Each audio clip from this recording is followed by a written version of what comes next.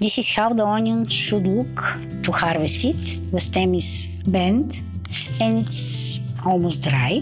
It's not good to leave this bulb in the ground because it will rain and it will probably get moldy, or it will suck too much water and it won't be enough durable for winter. It's July and we harvested 2/3 of our onion. It's autumn variety, all of these. We have 4 kinds of onions this year. Snowball. This is Spanish onion, but we like it a lot for salads. They sell here seeds for this one.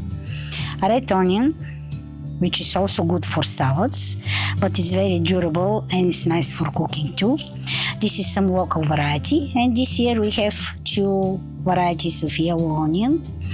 That one, the rounded bulbs, are Holland variety called Sturon, and this is new addition that looks like shallot. This is local variety. It's called the Ukrainska Chibulo. We are looking forward to trying this one. I don't know how it will taste, but all other varieties we have tested and we like. So I think we did quite good. We have a little bit more onion left, which we have not harvested yet, but it's not ready. This one will stay a few days like that, and after that we'll store it the same way we store our garlic. We'll make braids and we'll hang them in our basement. This is the rest of the onion that we have not harvested today.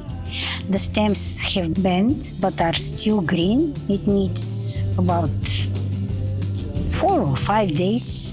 You can see the size of these bulbs, but it's not ready. It has to suck all this stem and it has to dry to be ready.